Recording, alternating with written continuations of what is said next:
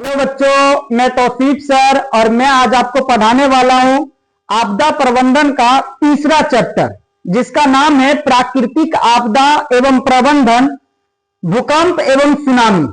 यानी इस वाले वीडियो में हम लोग भूकंप और सुनामी के बारे में जानेंगे कि भूकंप क्या होता है, सुनामी क्या होता है, अगर भूकंप आ जाए तो उसके विनाशकारी प्रभाव को रोकने के लिए हम लोग क्या क्या उपाय कर सकते हैं, सुनामी अगर आ जाए तो उसके लिए हम लोग क्या क्या उपाय कर सकते हैं, उसके बारे में जानेंगे। तो यहां पे हमें दो प्राकृतिक आपदा को देखना है। एक प्राकृतिक आपदा है जिसका नाम है भूकंप और एक प्राकृतिक आपदा है जिसका नाम है सुखार नहीं, सुनामी। दूसरा प्राकृतिक आपदा कौन सा है? सुनामी। एक प्राकृतिक आपदा जिसका नाम है भूकंप और दूसरा प्राकृतिक आपदा जिसका नाम है सुनामी। इसके बारे में हम लोग देखेंगे। यानी यहां पे हमें कितने प्राकृतिक आपदा को देखना है? हमें दो प्राकृतिक आपदा को देखना। एक का नाम है भूकंप, एक का नाम क्या है? भूकंप, और दूसरा का नाम है सुनामी। दूसरा का नाम क्या है? सुनामी। तो आपके एग्जाम में डायरेक्ट यही क्वेश्चन पूछ दिया जाता है कि भूकंप क्या है? तो भूकंप प्राकृतिक आपदा है। सुनामी क्या है? तो सुनामी क्या है? प्राकृतिक आपदा है। मतलब डायरेक्ट क्वेश्चन है कि भूकंप क्या है? तो भूकंप क्या है? प्राकृतिक आपदा है। सुनामी क्या है? सुनामी प्राकृतिक आपदा है। तो ये जो भूकंप है, ये जो सुनामी है, इन दोनों का संबंध है किससे? यानी ये दोनों जो है ये आते कहां है, इसके बारे में हम लोग देखेंगे। तो हम लोगों ने यहाँ पे क्या देखा कि भूकंप क्या है? प्राकृतिक आपदा है, और सुनामी क्या है? प्राकृतिक आपदा है। ये दोनों किस प्रकार की आपदा है? ये दोनों जो है ये प्राकृतिक आपदा है। अब इन दोनों का संबंध हम लोग देख लेते हैं कि इन दोनों का जो संबंध है, इन दोनों का संबंध किससे है? इन दोनों का संबंध जो है वो किससे है? तो इन दोनों का जो संबंध है वो पृथ्वी से है। किससे है? पृथ्वी से। और पृथ्वी की किस संरचना से? तो पृथ्वी की आंतरिक संरचना से। यानी पृथ्वी का जो अंदर वाला हिस्सा है उससे है, पृथ्वी के बाहर वाले हिस्सा से नहीं है। पृथ्वी के आंतरिक संरचना से इन दोनों का संबंध है। यानी भूकंप का संबंध किससे है? पृथ्वी से है। और सुनामी का भी संबंध किससे है? पृथ्वी से है। लेकिन पृथ्वी के किस भाग से? तो पृथ्वी के आंतरिक संरचना से इन दोनों का संबंध है। अब हम लोग अगर पृथ्वी को देख ले, किसको देख ले? पृथ्वी को देख ले। यह हमारा हो गया पृथ्वी। ये क्या है? पृथ्वी। देखिए, हम लोग पृथ्वी के ऊपर रहते हैं। अगर हम लोग का मतलब टेम्परेचर अगर 40 प्लस जाने लगता है, ये मतलब 41 हो जाए, 42 हो जाए, 45 हो जाए, तो लोगों का हालात जो है वो गर्मी के मौसम में खराब हो जाता है। आपको एक बात सुनकर आश्चर्य होगा कि हमारे पृथ्वी का जो तापमान है, यानी हमारे पृथ्वी के अंदर का जो तापमान है वो कितना है? देखिए, हमारा जो पृथ्वी है, इस पृथ्वी के अंदर आग की जो लहरें हैं, वो आग की लहरें क्या है? मतलब चलती रहती है, आग की लहरें चलती रहती है। और पृथ्वी के अंदर का जो तापमान है, पृथ्वी के अंदर का जो तापमान है, ये तापमान जो है वो 1000 डिग्री सेल्सियस है। कितना है? अप्रोक्स में बताया गया 1000 डिग्री सेल्सियस। बाकी इसका तापमान जो है वो 1000 डिग्री सेल्सियस से भी अधिक है। प्लस का मतलब इससे अधिक है। अगर अप्रोक्स में बताया जा रहा है कितना? 1000 डिग्री सेल्सियस। हमारे पृथ्वी का, ये हमारा पृथ्वी है, और इस पृथ्वी के अंदर का जो टेम्परेचर है, अंदर का जो तापमान है वो कितना है? 1000 डिग्री सेल्सियस से भी अधिक है। यानी अप्रोक्स में कितना माना गया? 1000 डिग्री सेल्सियस माना गया। तो अब हम लोग देखेंगे कि भूकंप क्या होता है। सबसे पहला हम लोग का टॉपिक क्या है कि भूकंप जो है, ये भूकंप होता क्या है। देखिए, सबसे पहले हम लोग किसको देख रहे हैं? भूकंप को। तो भूकंप को देखने के लिए पहले हम लोग देख लेते हैं पृथ्वी को। किसको देख लेते हैं? पृथ्वी को। यह हमारा पृथ्वी है। यह हमारा क्या है? पृथ्वी है। और यहां पर जैसे दो व्यक्ति है, एक है जिसका नाम है चुन्नू, एक का नाम क्या है? चुन्नू है। ये आपका हो गया चुन्नू बाबू, ये हो गया आपका चुन्नू। और एक है मुन्नू।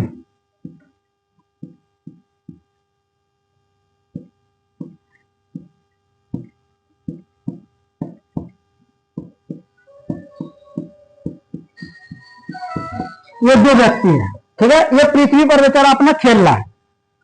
अब जैसे इसके अंदर यहां से भूकंप स्टार्ट होता है। यहां से क्या होता है? भूकंप स्टार्ट होता है। यानी मान लीजिए ये पृथ्वी के अंदर का हिस्सा है, और यहां से क्या स्टार्ट हो रहा है? भूकंप स्टार्ट हो रहा है, ठीक है। यहां से क्या स्टार्ट हो रहा है?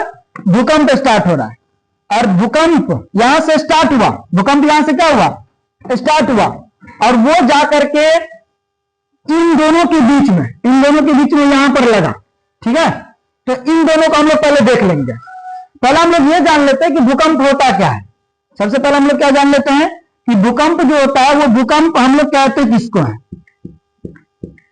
भूकंप जो है ये भूकंप हम लोग कहते किसको है, भूकंप किसको कहते हैं।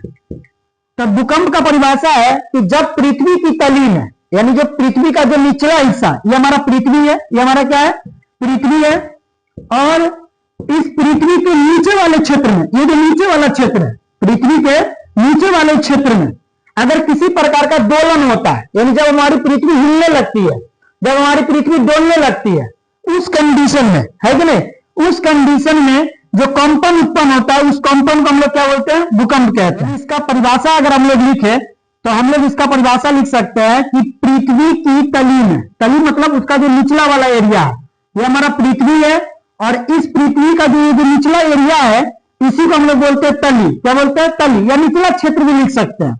यानी पृथ्वी की तली में, पृथ्वी की तली में उत्पन्न होने वाले, पृथ्वी की तली में उत्पन्न होने वाले, पृथ्वी की तली में उत्पन्न होने वाले, पृथ्वी की तली में उत्पन्न होने वाले कंपन को, किसको, कंपन को हम लोग क्या बोलते हैं, भूकंप कहते हैं। क्या बोलते हैं, भूकंप कहते हैं, भूकंप कहते हैं। पृथ्वी की तली में उत्पन्न होने वाले कंपन को हम लोग क्या बोलते हैं, भूकंप कहते हैं। अगर आपसे पूछा जाए भूकंप किसे कहते हैं, तो ये वाला परिभाषा आप लिख सकते हैं कि पृथ्वी की तली में उत्पन्न होने वाले कंपन को क्या बोलते हैं, भूकंप कहते हैं। यानी जब हमारा पृथ्वी डोलने लगता है, हिलने लगता है, उसमें किसी प्रकार का कंपन आ जाता है, तो उसी को हम लोग क्या बोलते हैं, भूकंप कहते हैं। ठीक है, तो ये हमने देख लिया कि भूकंप क्या होता है, पृथ्वी की तली में उत्पन्न होने वाले कंपन को क्या बोला जाता है, भूकंप कहा जाता है, यानी उसको भूकंप हम लोग कहते हैं।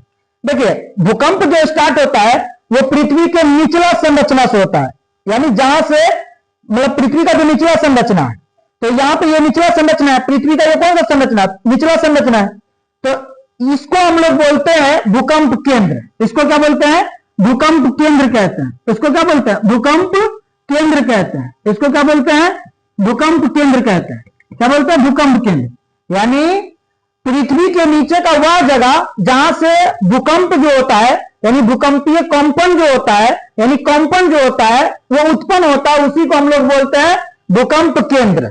यानी अगर हम लोग भूकंप केंद्र की परिभाषा बोले तो हम लोग लिख सकते हैं पृथ्वी के नीचे का वह स्थान, पृथ्वी के नीचे का, पृथ्वी के नीचे का वह स्थान, पृथ्वी के नीचे का वह स्थान, पृथ्वी के नीचे का वह स्थान, वह स्थान जहां से भूकंपीय कंपन, जहां से भूकंपीय कंपन, जहां से भूकंपीय कंपन जो है वो प्रारंभ होता है। भूकंपीय कंपन क्या होता है, प्रारंभ होता है, या आप लिख सकते हैं स्टार्ट होता है, शुरुआत होता है। क्या होता है, शुरुआत होता है।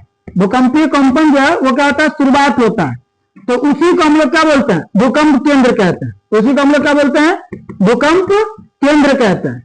यानी अगर भूकंप केंद्र का परिभाषा पूछा जाए कि भूकंप केंद्र किसे कहते हैं, तो हम लोग क्या लिख सकते हैं, ये हमारा पृथ्वी है, ये हमारा क्या है, पृथ्वी है, और इस पृथ्वी का जो निचला हिस्सा है, यानी पृथ्वी का जो निचला हिस्सा है उसका वह स्थान जहां से भूकंपीय कंपन, यानी जहां से भूकंप प्रारंभ होता है, यहां से भूकंप प्रारंभ हुआ, तो इस वाले पॉइंट को हम लोग क्या बोलेंगे, इस वाले पॉइंट को बोला जाता है भूकंप केंद्र।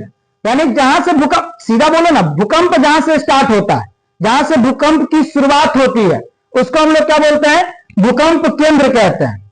और यह हमारा पृथ्वी है, और इस पृथ्वी पर जहां पर पहली बार भूकंप को महसूस किया जाता है, जहां पर पहली बार भूकंप को क्या किया जाता है, महसूस किया जाता है, जैसे ये आपका भूकंप केंद्र, इसके ऊर्ध्वाधर यहां पर पहले भूकंप को महसूस किया गया, तो इस वाले पॉइंट को बोला जाता है आपका अधिकेंद्र। क्या बोला जाता है, अधिकेंद्र बोला जाता है। क्या बोला जाता है, अधिकेंद्र। यानी अधिकेंद्र क्या होता है, तो अधिकेंद्र का परिभाषा आप लोग लिख सकते हैं कि भूकंप, जैसे ये जो आपका पृथ्वी है, ये आपका क्या है, पृथ्वी है, तो पृथ्वी की सतह पर स्थित वह बिंदु जहां पर पहली बार भूकंप का क्या किया जाता है, एहसास किया जाता है, जहां पर भूकंप का पहली बार क्या किया जाता है, एहसास किया जाता है, उसी को हम लोग बोलते हैं अधिकेंद्र। इस तरीका से परिभाषा लिख सकते हैं, या आप ऐसा लिख सकते हैं, यह आपका क्या है, भूकंप केंद्र, यह आपका क्या है, भूकंप केंद्र है। और भूकंप केंद्र के ऊर्ध्वाधर, ऊर्ध्वाधर मतलब उसके सीधा 90 डिग्री पर, कितना डिग्री पर, 90 डिग्री पर स्थित, जो पृथ्वी पर स्थित जो केंद्र है, इस केंद्र को हम लोग क्या बोलते हैं, अधिकेंद्र कहते हैं।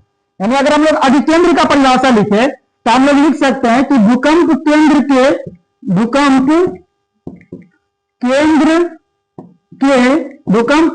के ऊर्ध्वाधर, क्या,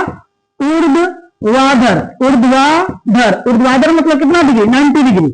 भूकंप केंद्र के ऊर्ध्वाधर पृथ्वी पर स्थित, कहां पर स्थित, पृथ्वी पर स्थित केंद्र को, पृथ्वी पर स्थित केंद्र को क्या बोला जाता है, अधिकेंद्र कहा जाता है। क्या बोला जाता है, अधिकेंद्र कहा जाता है, अधिकेंद्र कहा जाता है, अधिकेंद्र कहा जाता है। यानी यहां से अधिकेंद्र का परिभाषा भी हो गया कि अगर हम भूकंप केंद्र के परपेंडिकुलर यानी 90 डिग्री पर अगर हम जाएं और पृथ्वी पर जहां पर सबसे पहले पहुंचता है, इसी बिंदु को हम लोग क्या बोलते हैं, अधिकेंद्र कहते हैं। तो हमने यहाँ पे देख लिया भूकंप केंद्र क्या होता है, अधिकेंद्र क्या होता है, इसके बारे में, और भूकंप क्या होता है, इसके बारे में। यानी पृथ्वी की तली में उत्पन्न होने वाले कंपन को क्या बोलते हैं, भूकंप केंद्र कहते हैं। अब समझिएगा, यहां पे एक क्वेश्चन बनता है कि भूकंपों का देश किसे कहा जाता है। भूकंपों का जो देश है वो भूकंपों का देश किसको कहा जाता है, भूकंपों का देश किसे कहा जाता है, भूकंपों का देश किसे कहा जाता है। तब भूकंपों का जो देश है वो जापान को कहा जाता है। भूकंपों का देश किसको कहा जाता है, भूकंपों का देश जापान को कहा जाता है, क्योंकि जापान में बार बार भूकंप आता है और वहां के लोगों को बहुत सारी क्षति होती है, उसको झेलना पड़ता है। सबसे ज्यादा भूकंप कहां आता है, जापान में। यानी भूकंपों का देश हम लोग किसको कहते हैं, जापान को कहते हैं। और उसके बाद एक क्वेश्चन ये बनता है कि भारत में, कहा, भारत में विनाशकारी भूकंप कब आया था, भारत में विनाशकारी भूकंप कब आया था, भारत में विनाशकारी भूकंप कब आया था। तो भारत में विनाशकारी भूकंप जो है ये 1934 ईस्वी में आया था। कब आया था, 1934 ईस्वी में भारत में विनाशकारी भूकंप कब आया था, 1934 ईस्वी में। और उसके बाद एक क्वेश्चन ये बनता है कि बिहार में, इसमें बिहार में विनाशकारी भूकंप कब आया था, बिहार में विनाशकारी भूकंप जो है ये बिहार में कब आया था। तो बिहार में सबसे खतरनाक भूकंप आया था 2009 ईस्वी में। कितना ईस्वी में, 2009 ईस्वी में। तो इस तरीका के जो क्वेश्चन है यहां पर बनते हैं। यानी हमने यहां पर देख लिया भूकंपों का देश किसको कहा जाता है, तो भूकंपों का देश, पहला क्वेश्चन ये, भूकंपों का देश किसको कहा जाता है, जापान को। भूकंपों का देश किसको कहा जाता है, जापान को। दूसरा क्वेश्चन ये है कि भारत में, कहा, भारत में विनाशकारी भूकंप कब आया था, तो भारत में विनाशकारी भूकंप 1934 ईस्वी में आया था। तीसरा क्वेश्चन ये है कि बिहार में विनाशकारी भूकंप कब आया था, तो बिहार में विनाशकारी भूकंप जो है ये 2009 ईस्वी में आया था। बिहार में विनाशकारी भूकंप कब आया था, 2009 ईस्वी में। अगर हम लोग अगला क्वेश्चन की बात करें तो यहाँ पे अगला क्वेश्चन ये बनता है कि भूकंप की जो माप होती है, भूकंप की जो माप होती है वो किस स्केल से की जाती है। तो भूकंप की माप जो है वो रिक्टर स्केल से की जाती है। किससे की जाती है, रिक्टर स्केल से। भूकंप की माप किस स्केल से की जाती है, तो रिक्टर स्केल से। यानी कितना भूकंप आया था इसको मापने के लिए किस स्केल को यूज किया जाता है, रिक्टर स्केल को। लेकिन अगर यंत्र के बारे में पूछे कि भूकंप की जो माप है वो किस यंत्र से की जाती है, यंत्र यानी मशीन के बारे में पूछे तो मशीन का नाम है सिस्मोग्राफ। मशीन का नाम क्या है, सिस्मोग्राफ। मशीन का नाम क्या है, सिस्मोग्राफ। तो यहां पर हमने ये क्वेश्चन देख लिया कि भूकंप की माप किस स्केल से की जाती है, तो स्केल का नाम पूछेगा तो रिक्टर स्केल। स्केल का नाम पूछेगा तो क्या हो जाएगा, रिक्टर स्केल। लेकिन अगर यंत्र का नाम पूछेगा कि भूकंप की माप किस यंत्र से की जाती है, तो यंत्र में आ जाएगा सिस्मोग्राफ। तो यहाँ पे जितने भी ऑब्जेक्टिव क्वेश्चन बने हमने देख लिया। 2 नंबर के जो क्वेश्चन बनेंगे उसको भी हमने देख लिया कि पहला क्वेश्चन था भूकंपों का देश किसको कहते हैं, जापान को। भारत में विनाशकारी भूकंप कब आया था, 1934 ईस्वी में। बिहार में विनाशकारी भूकंप कब आया था, 2009 ईस्वी में। उसके बाद भूकंप की माप किस स्केल से की जाती है, तो रिक्टर स्केल से। और भूकंप की जो माप है वो किस यंत्र से की जाती है, तो यंत्र का नाम है सिस्मोग्राफ। और उसके बाद हमने देख लिया भूकंप क्या होता है, भूकंप केंद्र क्या होता है, अभिकेंद्र क्या होता है। अब इसके बाद हम दूसरी बातों को देखते हैं। अब हम लोग देखेंगे भूकंपीय तरंग के बारे में। किसके बारे में? भूकंपीय तरंग के बारे में, कि भूकंपीय तरंग क्या होता है। देखिए ये हमारा क्या है, ये हमारा पृथ्वी है, ये हमारा क्या है, पृथ्वी, और ये चुन्नू और मुन्नू ये दोनों खेल रहे हैं, है कि नहीं। तो भूकंप की जो मतलब जो भूकंप आता है, तो भूकंप की जो ऊर्जा होती है, भूकंप की जो ऊर्जा होती है वो एक प्रकार का प्रत्यास्थ ऊर्जा होता है। किस प्रकार का ऊर्जा होता है? प्रत्यास्थ ऊर्जा होता है, प्रत्यास्थ ऊर्जा होता है। और ये जो प्रत्यास्थ ऊर्जा होता है ये किसके रूप में निकलता है? तरंग के रूप में, वेव के रूप में निकलता है। यानी भूकंप की जो ऊर्जा होती है वो कौन सी ऊर्जा होती है? प्रत्यास्थ ऊर्जा होती है। और ये ऊर्जा किस रूप में निकलती है? तरंग के रूप में। ठीक है। तो भूकंप के समय, यानी जब भूकंप आता है उस समय, जैसे जहां से भूकंपीय कंपन क्या होता है? प्रारंभ होता है। जहां से भूकंपीय कंपन क्या होता है? प्रारंभ होता है, उसको हम लोग क्या बोलते हैं? भूकंप केंद्र बोलते हैं। यहां से भूकंप स्टार्ट हुआ, और यहां से स्टार्ट हुआ और ये पृथ्वी की सतह पर, मतलब भूकंप केंद्र के ऊर्ध्वाधर जो पृथ्वी की सतह पर जो उपस्थित केंद्र है, ये जो केंद्र है इसको हम लोग क्या बोलते हैं? अभिकेंद्र कहते हैं। ये कहां होता है? पृथ्वी की सतह पर होता है। ये कहां पर होता है? पृथ्वी की सतह पर होता है, पृथ्वी की सतह पर होता है। अभिकेंद्र कहां होता है? पृथ्वी की सतह पर होता है।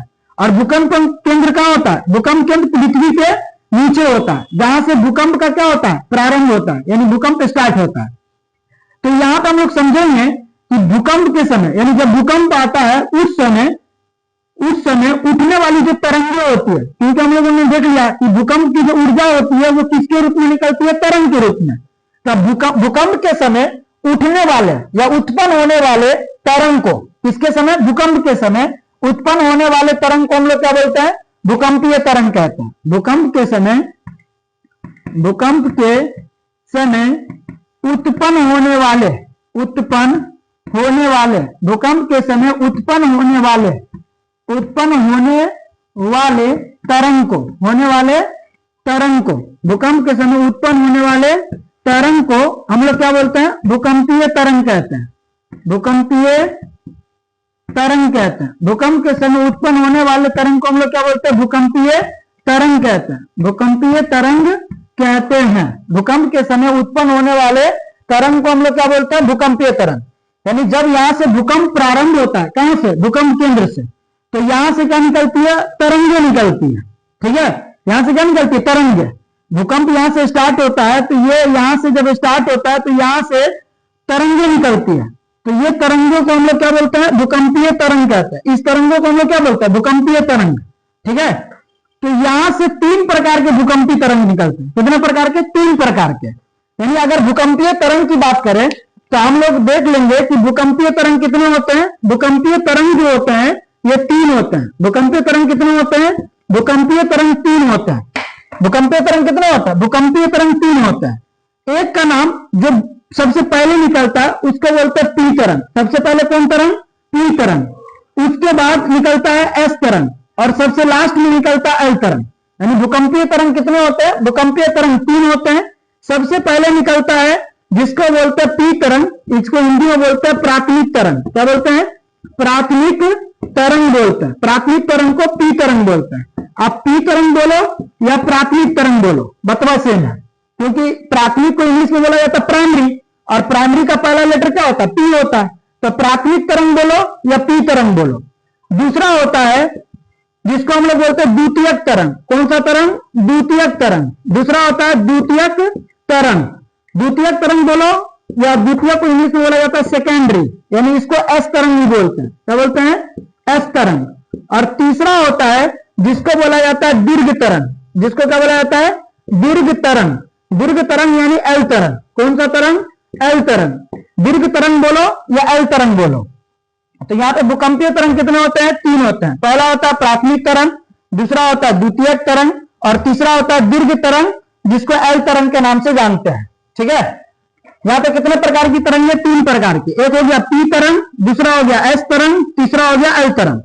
तो जब भूकंप आता है और भूकंपीय तरंग निकलती है तो सबसे पहले निकलने वाला तरंग है पी तरंग। सबसे पहले निकलने वाला कौन सा तरंग है? पी तरंग। और वो निकल करके पृथ्वी की सतह पर सबसे पहले पहुंचता है। यानी पृथ्वी की सतह पर सबसे पहले कौन सा तरंग पहुंचता है? पी तरंग। यानी पृथ्वी की सतह पर, पृथ्वी की सतह पर, पृथ्वी की सतह पर सबसे पहले, पृथ्वी की सतह पर सबसे पहले, पृथ्वी की सतह पर सबसे पहले, सबसे पहले पहुंचता है, सबसे पहले पहुंचता है। सबसे पहले क्या होता है? पहुंचता है, सबसे पहले पहुंचता है। तो पृथ्वी की सतह पर सबसे पहले कौन तरंग पहुंचता है? पी तरंग पहुंचता है। पृथ्वी की सतह पर सबसे पहले कौन सा तरंग? पी तरंग। लेकिन पी तरंग जो होता है, कौन सा तरंग? पी तरंग जो होता है ये कम विनाशकारी होता है, यानी ये कम खतरनाक होता है, सबसे कम खतरनाक होता है। यानी यहाँ पे जितनी भी तरंग है पी, एस, एल, इन सभी में सबसे कम खतरनाक कौन होता है? पी तरंग सबसे कम खतरनाक होता है।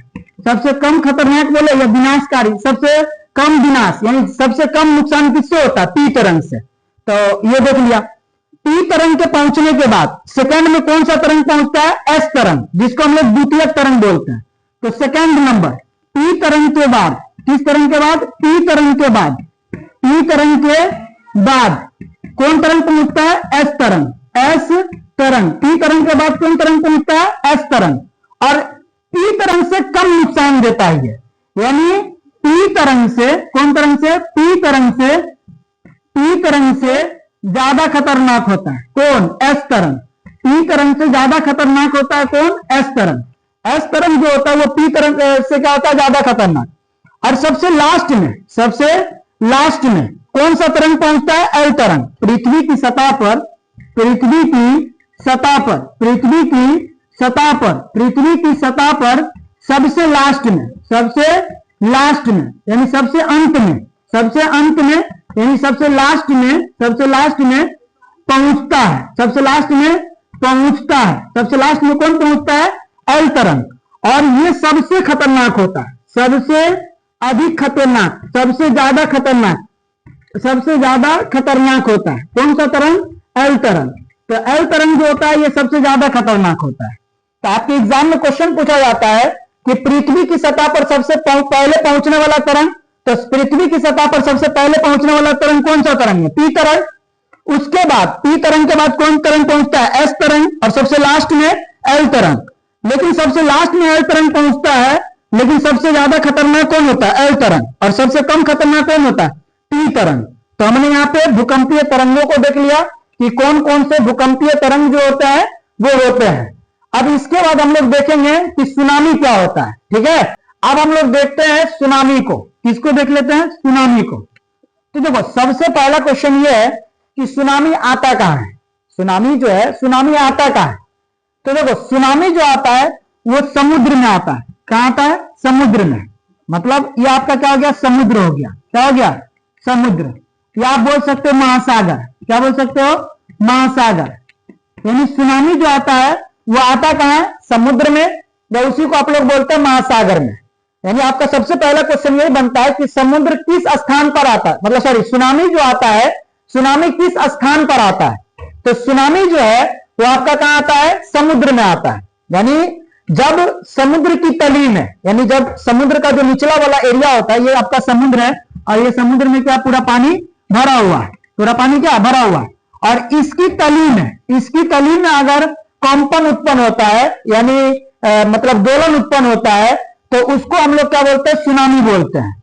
यानी इसका अगर हम लोग परिभाषा लिखना चाहे तो हम लोग लिख सकते हैं कि समुद्र, समुद्र या सुनामी, मतलब ये महासागर, समुद्र या महासागर, समुद्र या महासागर, महासागर, इसकी तली में, इसकी तली में, तली में उत्पन्न होने वाले, समुद्र या महासागर की तली में उत्पन्न होने वाले, उत्पन्न होने वाले, उत्पन्न होने वाले कंपन को, उत्पन्न होने वाले कंपन को, किसको? कंपन को, कंपन को क्या बोला जाता है? सुनामी कहा जाता है। क्या बोला जाता है? सुनामी कहा जाता है या कहते हैं? सुनामी कहते हैं, को सुनामी कहते हैं। यानी सुनामी जो होता है वो सुनामी आता कहां है? समुद्र में आता है या महासागर में आता है, और उसकी तली में जब किसी प्रकार का क्या होता है? कंपन उत्पन्न होता है, तो उस कंपन को हम लोग क्या बोलते हैं? सुनामी कहते हैं। तो ये हो गया। अब हम लोग सुनामी के बारे में कुछ बातें देख लेते हैं। देखो, सबसे पहला क्वेश्चन ये बनता है कि सुनामी का देश किसको कहा जाता है। तो सबसे ज्यादा सुनामी जो है, यानी जो समुद्र वाला एरिया है, वो है जापान। कौन सा है? जापान। तो सुनामी का जो देश है, किसका देश? सुनामी का देश। सुनामी का जो देश है, सुनामी का जो देश है वो किसको बोला जाता है? जापान को कहा जाता है। सुनामी का देश किसको बोला जाता है? जापान को कहा जाता है। सुनामी का देश किसको कहा जाता है? जापान को कहा जाता है। और अगला क्वेश्चन ये बनता है कि भारत में सबसे विनाशकारी सुनामी, भारत में सबसे विनाशकारी यानी सबसे खतरनाक, सबसे विनाशकारी सुनामी, भारत में सबसे विनाशकारी सुनामी जो है, भारत में सबसे विनाशकारी सुनामी जो है, ये कब आया था? तो ये आपका आया था 26 दिसंबर 2004 ईस्वी को। कब आया था? 26 दिसंबर 2004 ईस्वी को। 26 दिसंबर 2004 ईस्वी को। और आया कहां था? यह आया था बंगाल की खाड़ी में। कहा आया था? बंगाल की खाड़ी में। कहा आया था? बंगाल की खाड़ी में आया था, बंगाल की खाड़ी में। तो ये आपका ऑब्जेक्टिव क्वेश्चन सब था, हमने आपको बता दिया। आपके एग्जाम में पूछा जाता है सुनामी किसे कहते हैं। तो सुनामी का ये परिभाषा है कि समुद्र या महासागर की तली में उत्पन्न होने वाले कंपन को क्या बोला जाता है? सुनामी कहा जाता है। तो सबसे पहला ऑब्जेक्टिव ये बनता है कि सुनामी किस स्थान पर आता है। तो सुनामी कहां आता है? समुद्र में आता है। सुनामी किस स्थान पर आता है? समुद्र में आता है। उसके बाद सुनामी का देश, सबसे ज्यादा सुनामी कहां आता है? तो सबसे ज्यादा सुनामी जो है वो जापान में आता है। और भारत में सबसे विनाशकारी सुनामी यानी सबसे खतरनाक सुनामी जो है वो कब आया था? तो भारत में सबसे विनाशकारी सुनामी जो है वो 26 दिसंबर 2004 ईस्वी को आया था। और कहां आया था? बंगाल की खाड़ी में आया था। बंगाल की खाड़ी में आया था। अब हम लोग देख लेते हैं भूकंप के विनाशकारी प्रभाव से बचने का उपाय, यानी भूकंप जो है, भूकंप के विनाशकारी प्रभाव से बचने का क्या उपाय कर सकते हैं। देखिए, सबसे पहली बात यह है कि जैसे भूकंप जो आता है तो सरकार के द्वारा क्या होता है? सूचना दे दिया जाता है। यानी मौसम विज्ञान के द्वारा, या मतलब मौसम के जो साइंटिस्ट होते हैं उसके द्वारा मौसम को जांच करके वो पहले अलॉटमेंट कर देते हैं। यानी लोगों को मतलब पहले बता देते हैं कि भूकंप आने वाला है। तो मतलब पहले क्या करनी चाहिए कि भूकंप का पूर्वानुमान लगा करके लोगों को सतर्क कर देनी चाहिए, ताकि उसको भूकंप से बचने में क्या हो, मतलब सहयोग मिल सके। तो यहां पे क्या हो गया? भूकंप का पूर्वानुमान लगाकर, भूकंप का क्या? पूर्वानुमान, यानी भूकंप आने से पहले उसका पूर्वानुमान लगाकर लोगों को क्या कर देनी चाहिए? सतर्क कर देनी चाहिए।